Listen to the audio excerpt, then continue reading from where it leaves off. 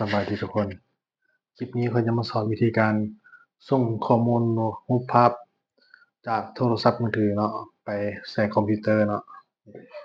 ส่งแบบนี้ โดยบ่ต้องส่งเข้า WhatsApp หรือว่าส่งเข้า LINE เนาะส่งเข้าโดยตรงเลยเนาะขั้นตอนการเฮ็ดมีอย่างนี้เนาะตัวนี้เขาจะใช้เป็น Android เนาะหรือว่า Samsung โดยเขาจะใช้แอปตัวนี้เนาะ Locosen นี้ Locosen ตัวนี้เขาก็โหลดมาเนาะโหลดมาไว้เปิดไว้ ในคอมเนาะในคอมข้อยก็โหลดมาไว้คือกันโหลดมันก็เสิร์ชหาใน YouTube อิหยังก็ได้เนาะ Locosen เนาะใน Google ก็ได้นะเขาจะส่งทิมลิงก์ดาวน์โหลดไว้ในลุ่ม description หรือคำอธิบายของคลิปนี้เนาะจากนั้นนะเราก็เปิดแอปตัวนี้มาหรือว่าโปรแกรมตัวนี้ขึ้นมากันในคอมพิวเตอร์เนาะเนี่ยเนาะเปิดคือกันเนี่ยในคอมพิวเตอร์มันจะมีเนาะมี receive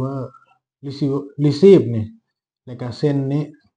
ตัวนี้ตัวถึงเนาะ receive มันหับเนาะส่วนตัวลุ่มเป็นตัวส่งเนาะเขาจะกำหนดให้ตัวนี้เป็นตัวหับเนาะเขาจะกดใช้เนาะกดใช้นี่ชื่อมันน่ะคีน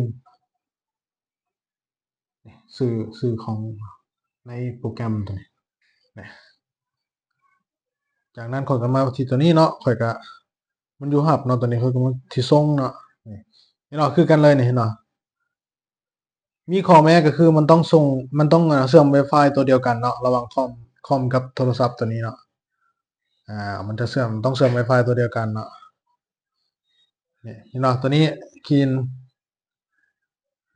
2คือกันนี่ล่ะชื่อคือกันเลยนี่มันจะมาขึ้นเนาะหลังจากเขากดส่งเลยมันจะขึ้นตัวที่ว่า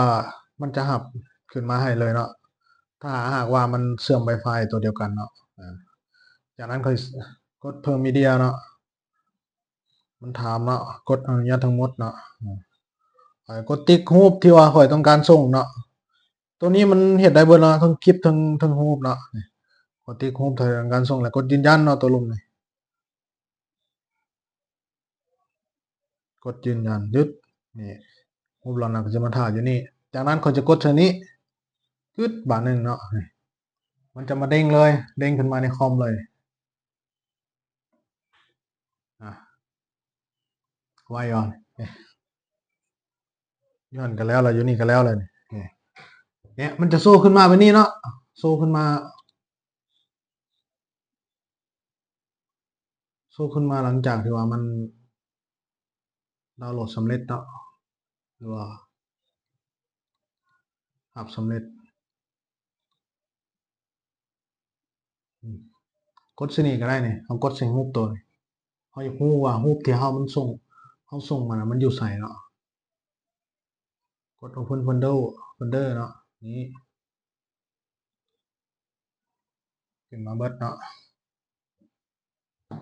ค่อยก็จะเลือกเอามาเลยเนาะรูปตัวนี้เบิ่งแบบนี้เนาะตัวสำเร็จเนาะนี่รูปที่ค่อยต้องการรูปที่ค่อยส่งมาคอมพิวเตอร์เนาะมันจะได้ไฟล์แบบเป๊ะๆเนาะขนาดมันเนาะนี่เด้อ1.88 1.899ขนาดอยู่นี่ก็1.53เนาะ58เนาะ